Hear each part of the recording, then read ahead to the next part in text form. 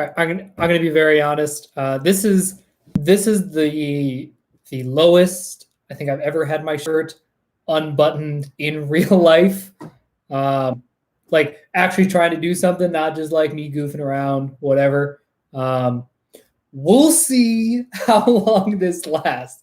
I am not. This is not a mode um, that I hang out in a lot. I'm not Mr. Unbuttoned shirt guy. That's not my vibe. That's not my energy. But I'm trying this thing in the spirit of growth, right? Working different muscles.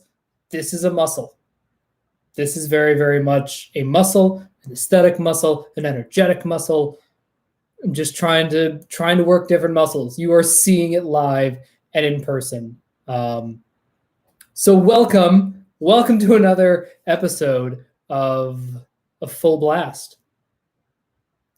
I'm sorry. Like, there's a part of me, and here's the thing: the fact that I think this looks so ridiculous means that I gotta leave it open. Like, I can't button this shirt because the only reason that I feel like I want to button my shirt is because I can't. Right? So I want to throw in a couple of different things into this video. We're going to mostly be talking about modalities, specifically the malleability of them. But then I also do want to get into a conversation about fixed mindset versus growth mindset. Again, that's what all this is, right? It's all the same stuff. Because I've been thinking a lot lately about like victim mindset versus hero mindset. Like all of these different components are starting to kind of gel for me.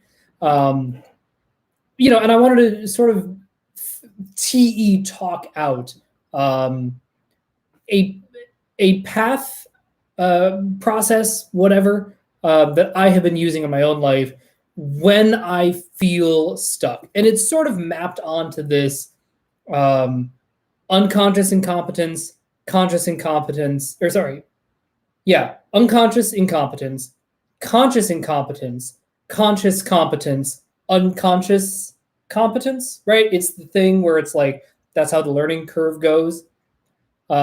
This sort of, it's not identical, but it does map onto it a little bit. And the four processes are, right, the four phrases. If you find yourself saying, I can't, that's not an option, right? That's one of the telltale things that in these typing videos, that's what they're looking for, right? We are looking for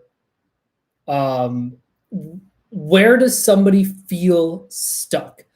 And really, one thing that I think that has certainly helped me in sort of understanding typing is when we get to like the alphas or whatever, it's how did they get from fixed mindset to growth mindset, right? Because nobody is born, broadly speaking, nobody is born with just a natural growth mindset. We're all going to have muscles that we favor, muscles that are encouraged, whatever.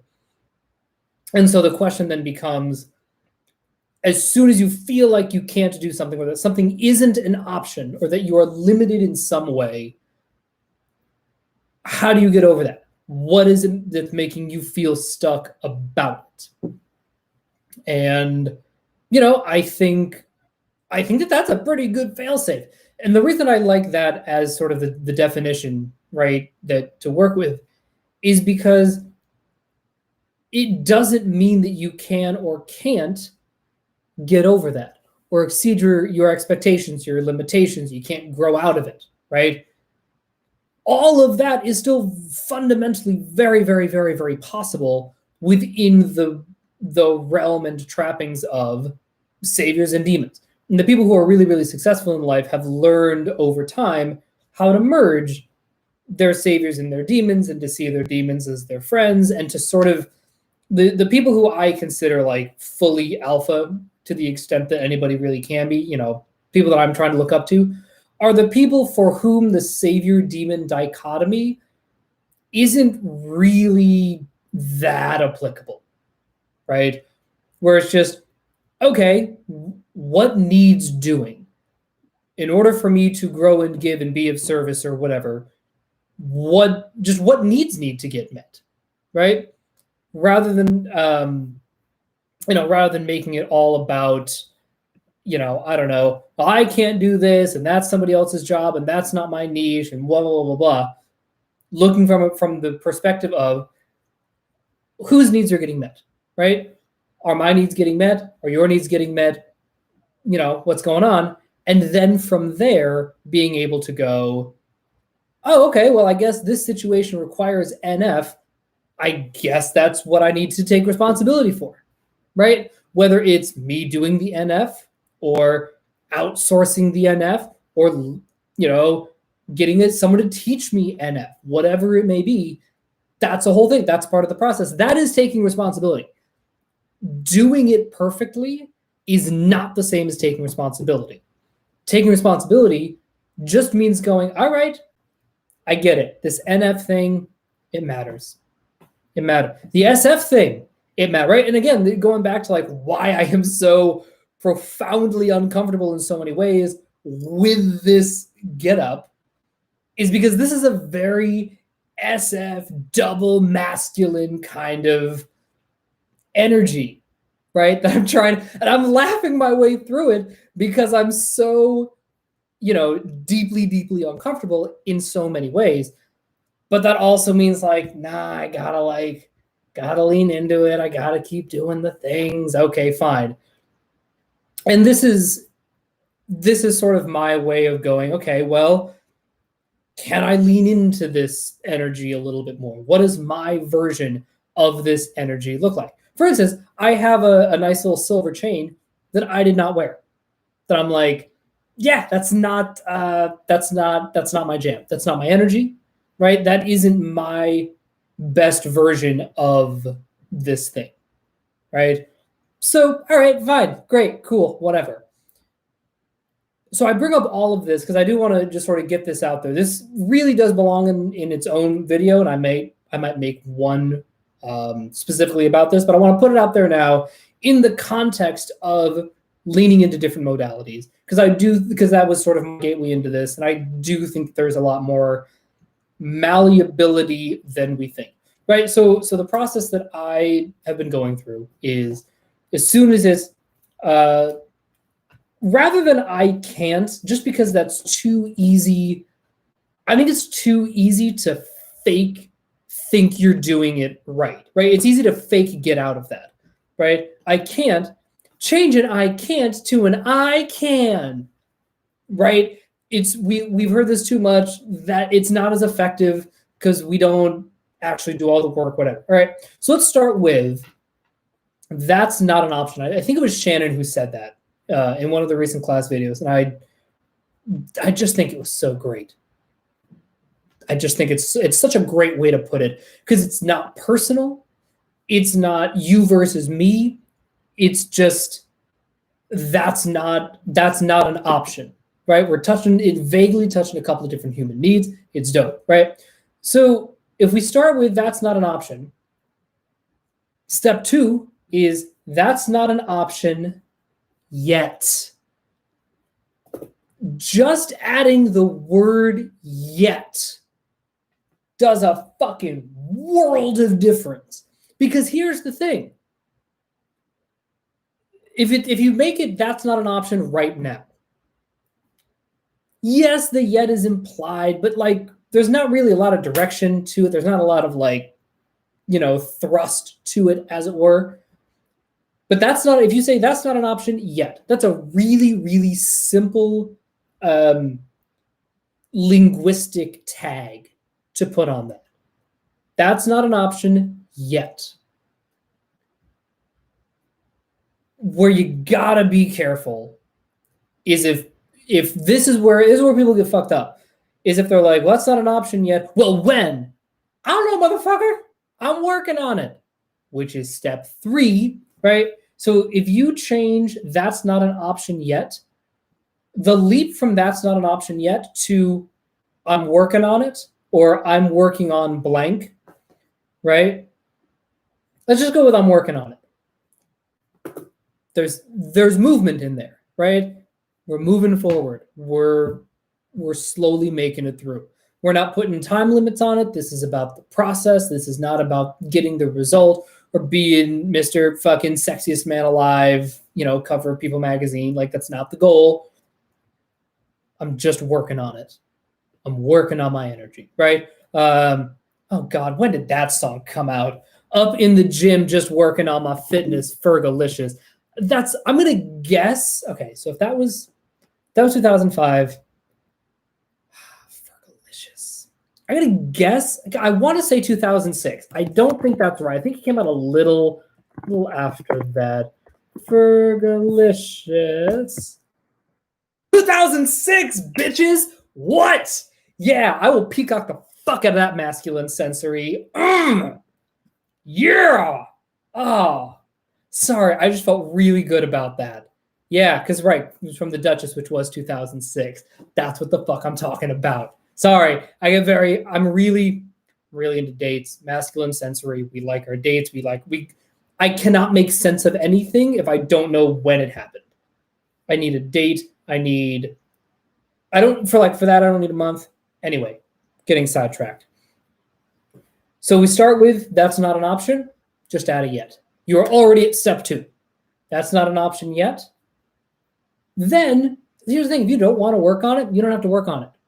If that's not of interest to you right now, if you're working on other shit, right? If you have other things on your mind that you're whatever, that's totally fine, right? But just saying, well, you know what? That's not an option yet. Now we can really feel the there's other stuff that is demanding my attention, that is taking priority. And then you can say, all right, do I need that?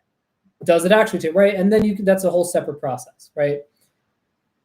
And then from I'm working on it, then it's either I got it, I'm getting there, whatever, right? Now the wheels are moving. You got some traction. You're doing what you're doing, right? But that to me has been a very effective way, especially in these past couple of days, of getting out of that's not an option mind. Because that's really what I was saying to myself. For everything that I was trying to pursue, wasn't pursuing, it was always, that's not an option. It's not an option, right? It's not that I can't do it. I can do it, but right? The control chaos, whatever, because I'm a wackadoo IJ, that's not an option. That is not an option. But that's not an option yet. Well, now all of a sudden I got to decide, God damn it, do I actually care about that? And to use a very concrete example to try to segue into this changing of the modalities thing. So as you know, I'm an actor. I've been doing the acting thing for 30 years now at this point. I started off as a little kid doing community theater and dance classes and singing. I've always just been doing it. And really, it was what really sparked it in me was the OC. That was one of the first big ones. But really, when I moved to New York, Netflix started to take off. Started to watch shows like Breaking Bad and Mad Men, in particular, Sons of Anarchy. Sons of Anarchy was a big, energetic moment for me, because that was a kind of show that I watched, and I watched it with my parents. My parents love that show. One of my new barometers is if my parents love the show, there's a really good chance that it's probably a good fit for me, right? But Sons of Anarchy, and that is a double masculine show. That show. And also, so Ron Perlman, double masculine ISFP, fucking love that guy. He's one of the main guys in that show. He sets the tone for the show. He's doing the Ron Perlman thing.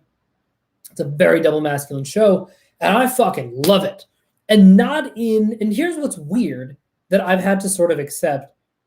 And again, part of this is that I have double masculine SF consumed third, right? Masculine SE, masculine FI. So it's not like I'm a blast last, with the double masculine.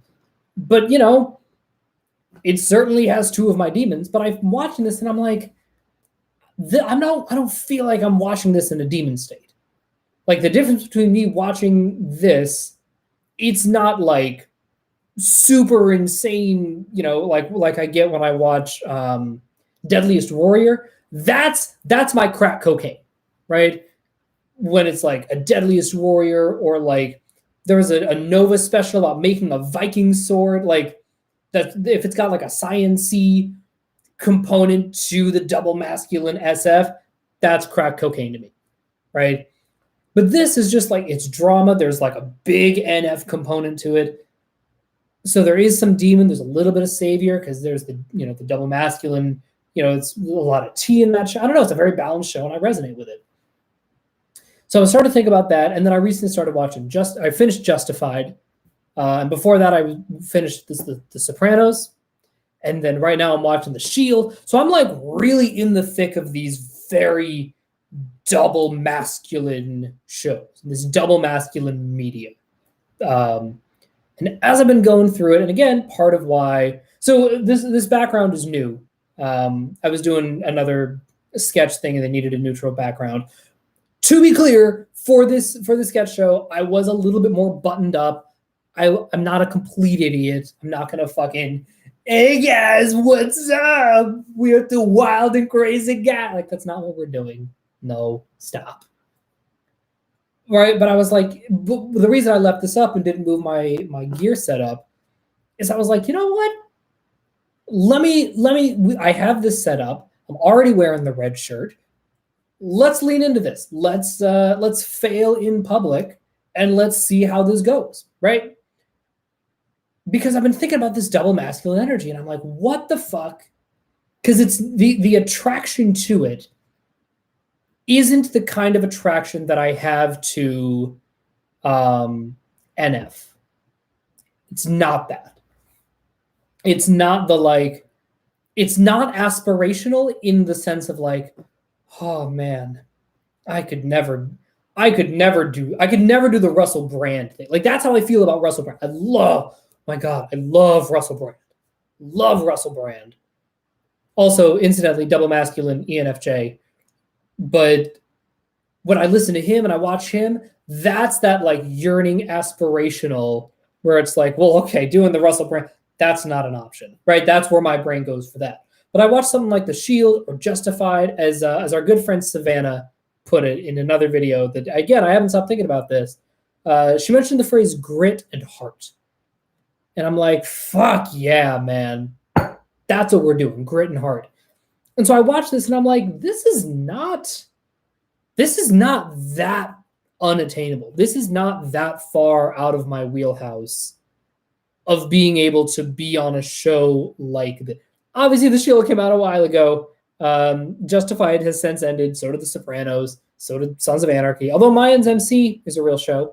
But so like, and I get that times change and whatever. But that energy and that realm and that world, I'm like, yeah, that's, yeah, okay. This is not that far out of reach.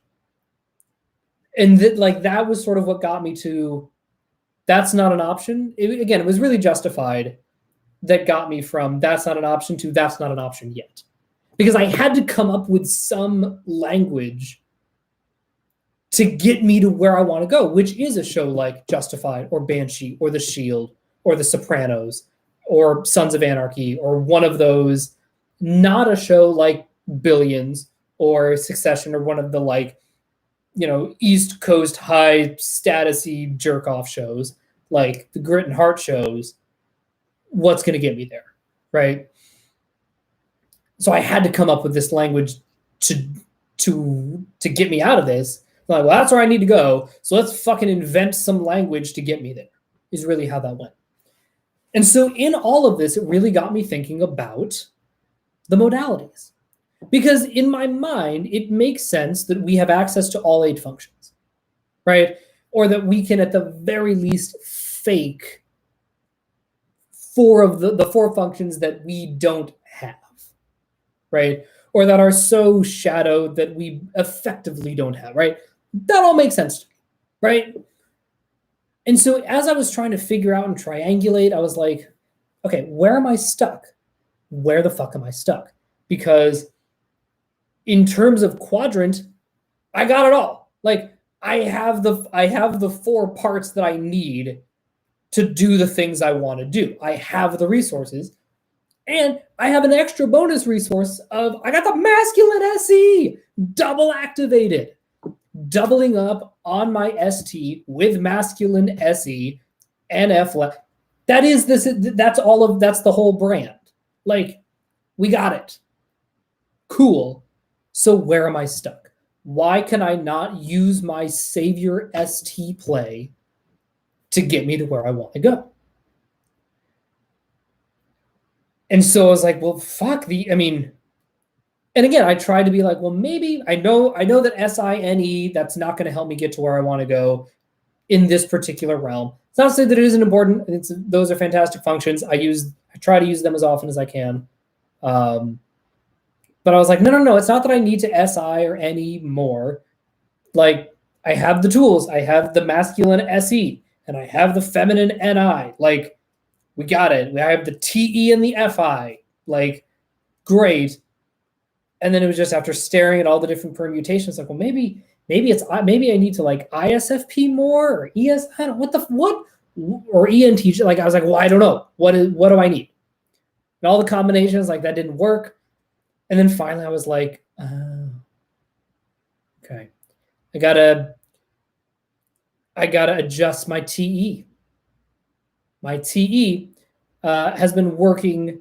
So again, to get really into the meat of this, right now that we've gotten the hippy dippy bullshit out of the way, hello, Demon NF.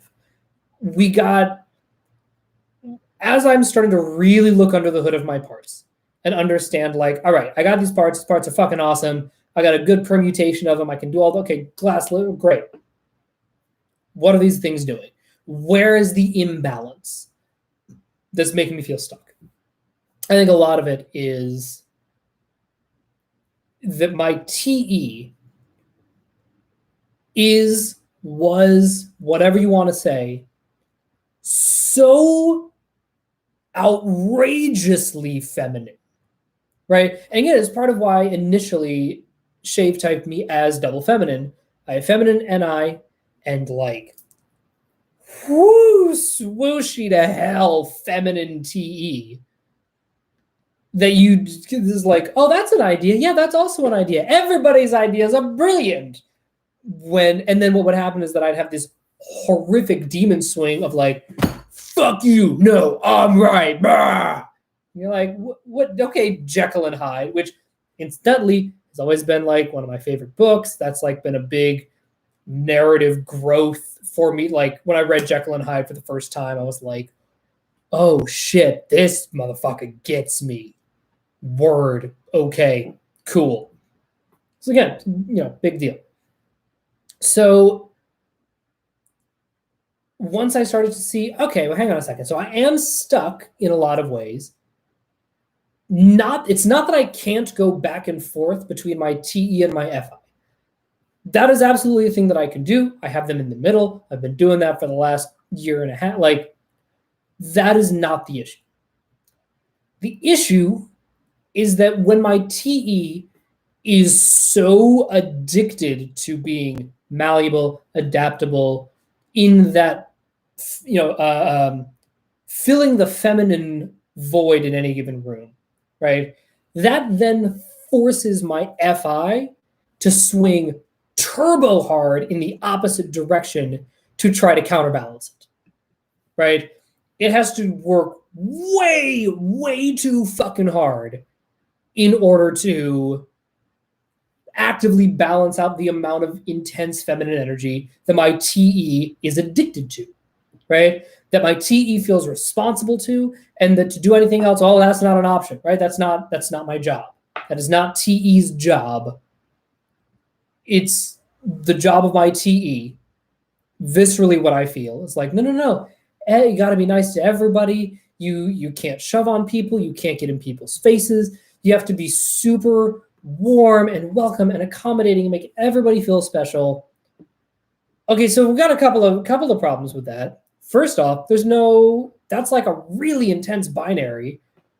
Like, just because the opposite of being overly nice to people is not get in people's faces and be a dick to them and pretend you're fucking Ray Winston. Like, that's not, no. There's a middle ground there.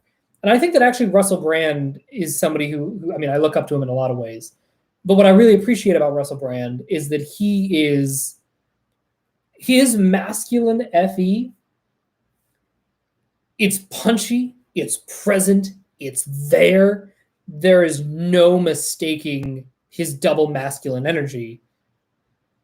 But it's not, it's not so intensely masculine that his TI then has to swing super, super feminine to counterbalance. He's again solidly masculine, but it's not super aggressive about it, right? And then on the flip side, for me and my TE being like, okay, my two options are not be a complete doormat or be a complete asshole, right?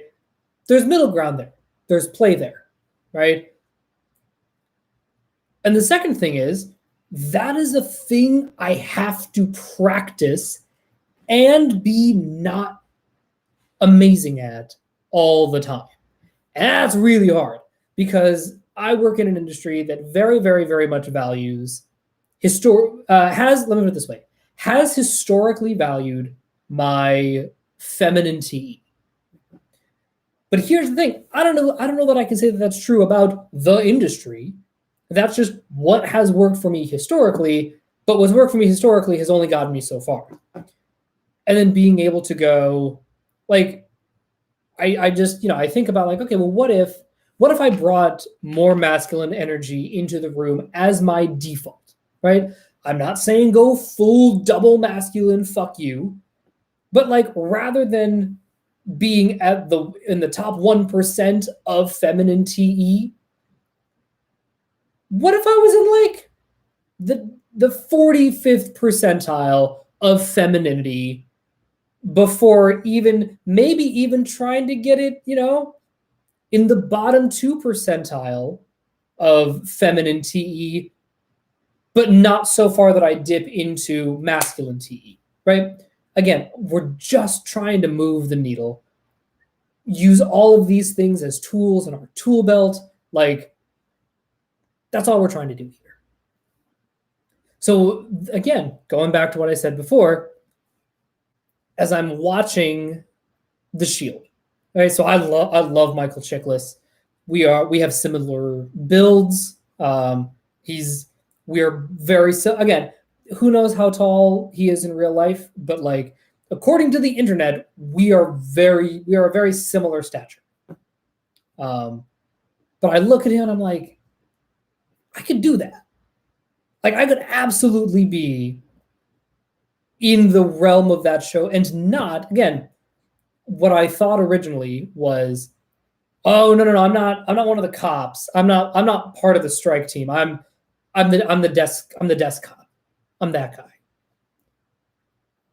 And then, but then I'm like, why not?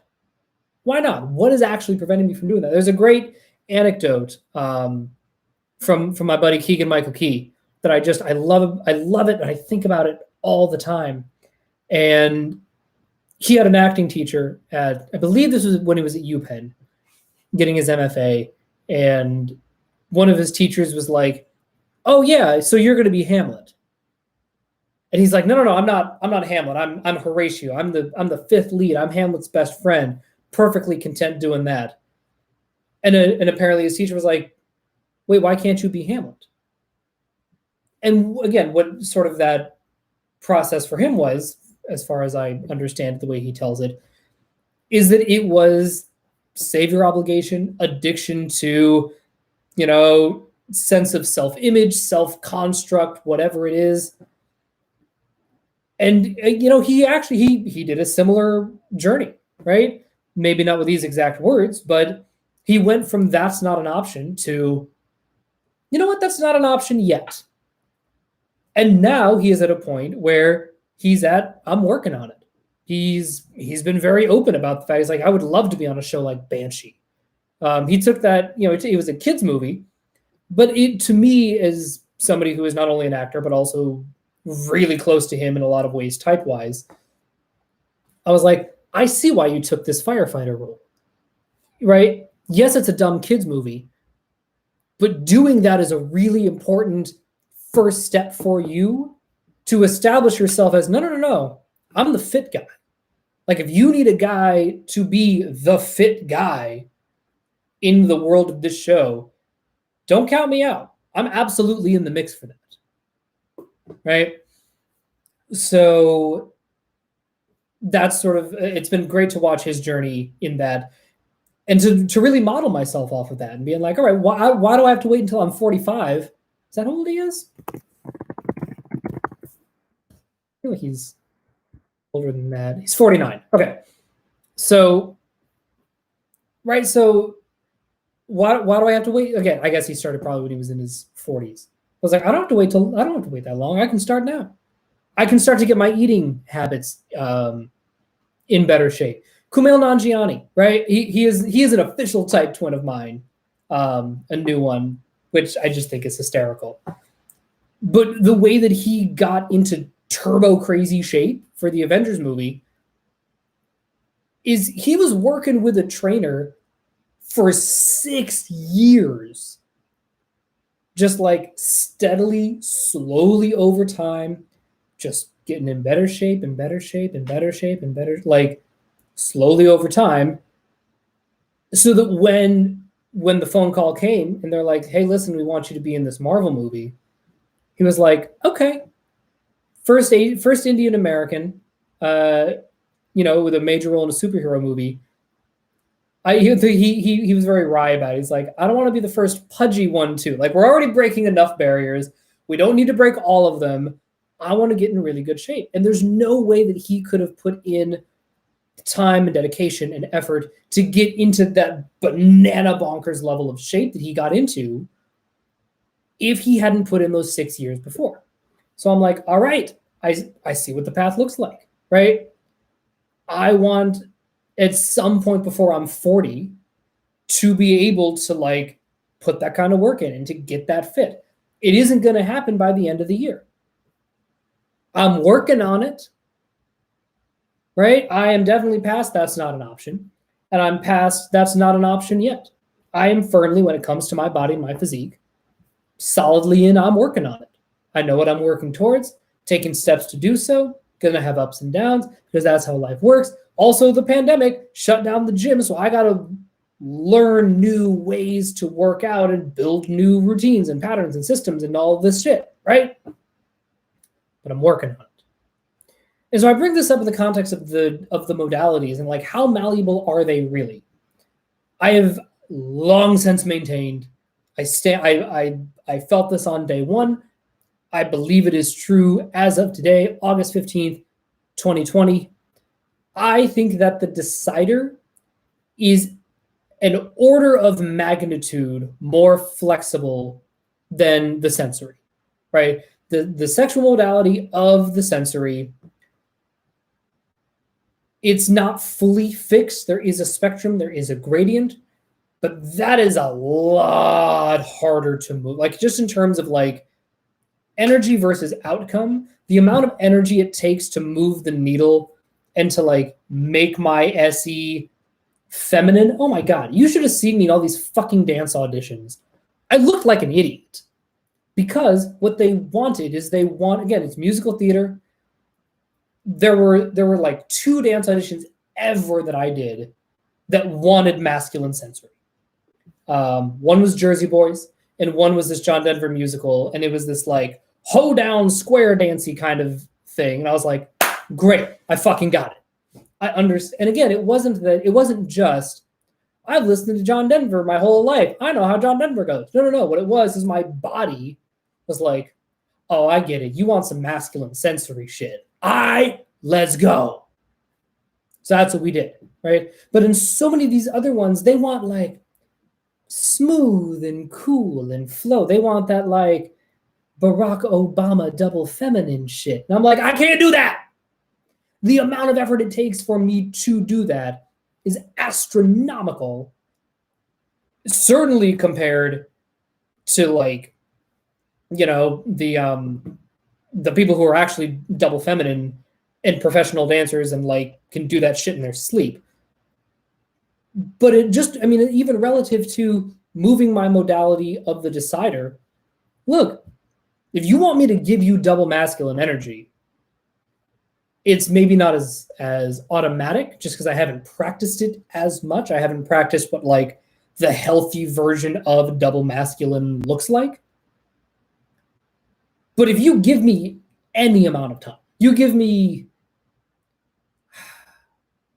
I'd probably need like an hour, right? If you're like, look, you got to give this presentation, and you just really got to like give it. It's got to have that Gary V punch to it.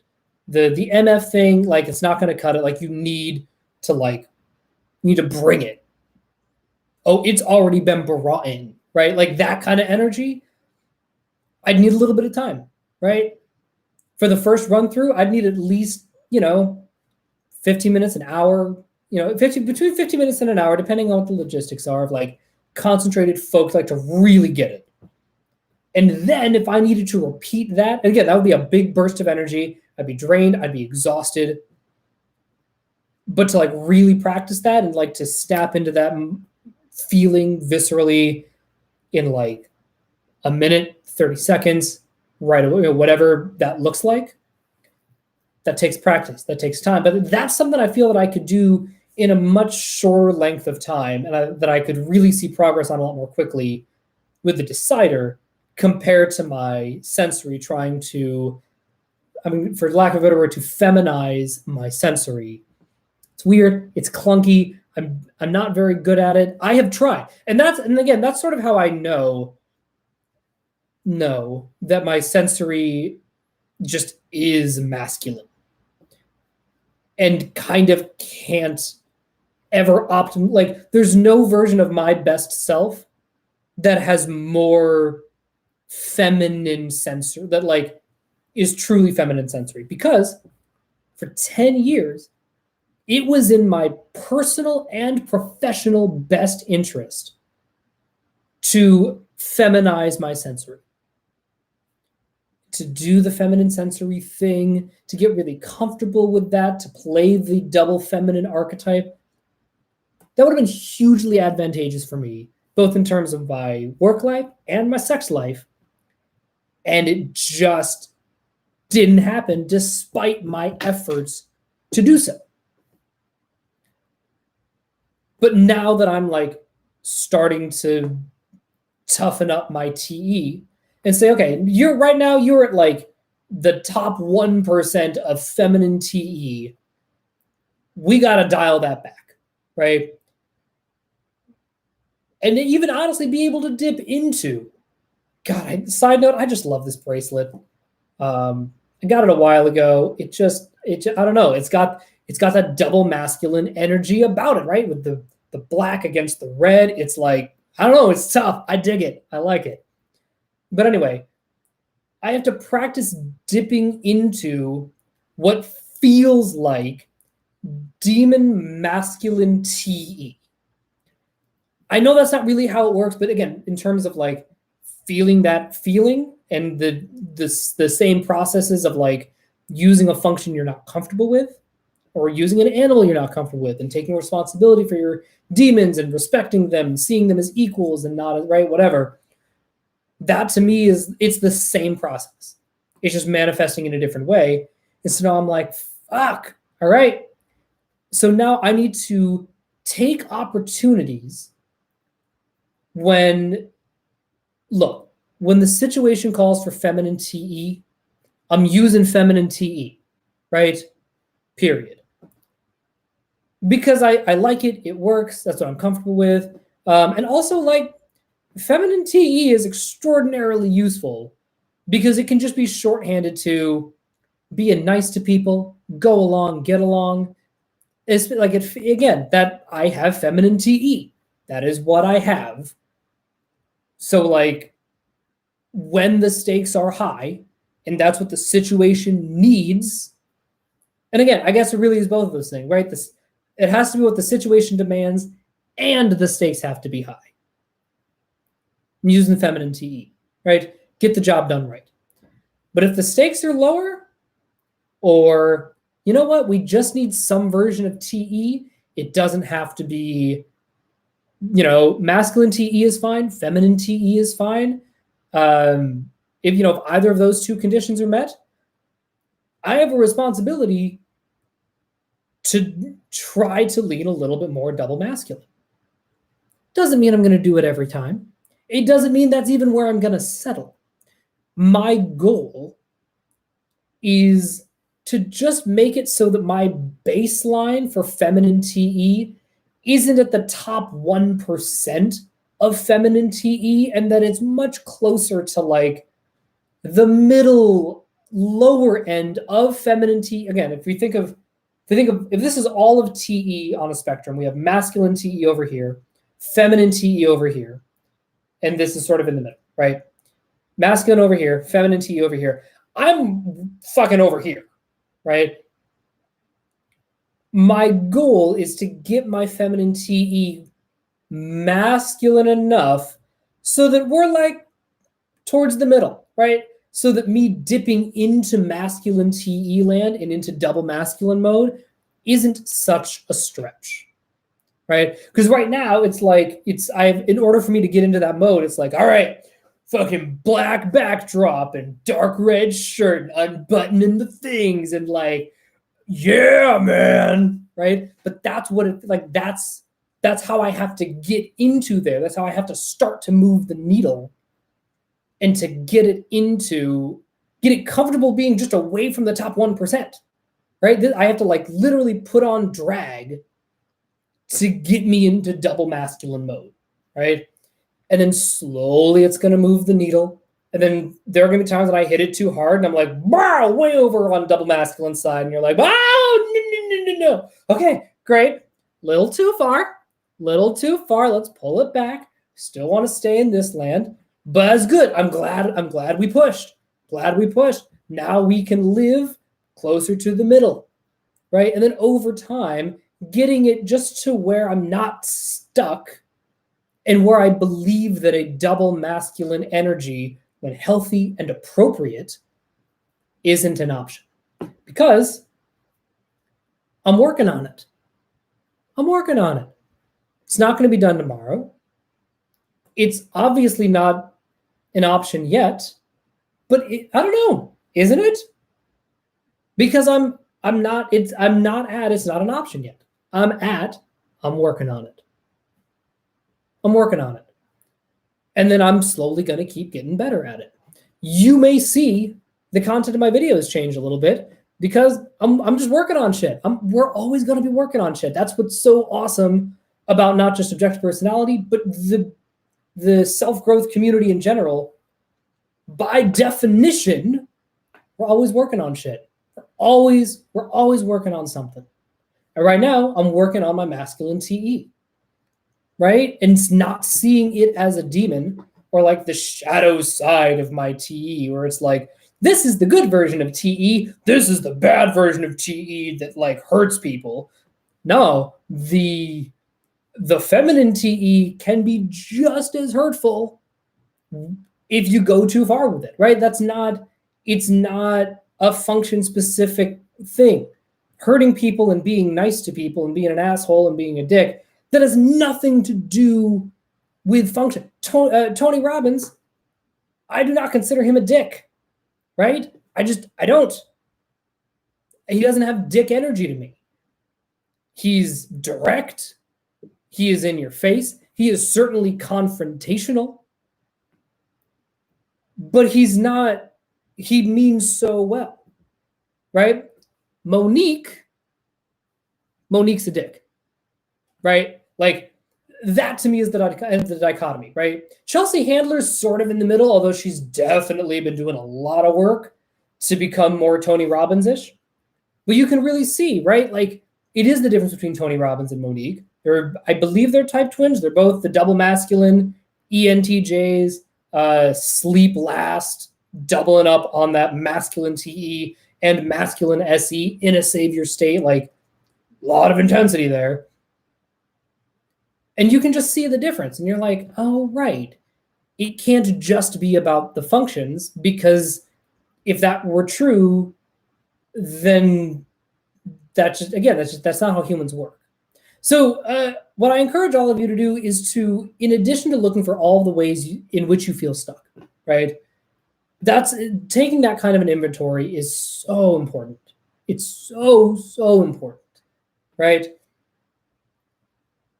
But, looking at the places that you're stuck, just adding a yet, right? Saying, if I feel like that's not an option, just add the word yet, right? And that'll give you so much agency to be able to go, okay, well, that's not an option yet. So what do I need to do? If I care about it, what do I need to do to get from that's not an option yet to I'm working on it, right? But also think about the other things that you believe maybe are fair, right? Again, for me, I was very much like, well, no, my TE has to be feminine. Yeah, it's malleable for other people. For other people to decide is malleable, but no, I gotta do that. No, you don't. That's no, right? You can't do that. It's just I'm working on it. And I look forward to like hearing your feedback about how you're vibing it, what's working for you, what isn't. Because again, we're talking about my DE function. If the thing that I am adjusting is explicitly not the internal, like I'm also doing, this is also a side note, the whole reason that I'm doing that is because I felt my FI was getting really, really stuck in like the top 1% of like intensely masculine FI. And I was like, whoa, that's not great. Like I wanted to move the FI. And I was like, okay, attacking the FI directly wasn't working. But I was like, maybe if I free up some bandwidth, right? So I'm not pulled so tightly. If I make my TE a little bit more masculine, that'll give my FI room and permission to become a little bit more feminine and a little more malleable. And now we can start meeting in the middle a little bit more, right? That was the goal, right? But so I'm doing my own work on the DI half of it, but on the DE half, like, let me know what you think. I'm very, very curious. Very honestly, like even to the point of like, if there are colors you think would help me explore this masculine DE, masculine TE mode, more stuff that's worked for you, I very, very much want to hear it, because like masculine TE is a startlingly foreign place for me, right? Masculine decider, period. Even though I have the double activated TE, it's been so attached to being feminine TE that like masculine TE really does feel like a completely different function. So I really would love to hear from you guys about, what has worked for you, what hasn't worked for you, when you've gone too far, when you feel like, you know what, I left some of it on the table. I didn't give it my all, and I think that if I had given it my all, I could have done more. Right? That's all I got for today. Thank you for hanging out with me and my unbuttoned shirt. We'll see how long this lasts. By the end of this video, I was kind of vibing it, for better or for worse. So yeah, growth. We're working on it. I'll talk to you guys later. Bye.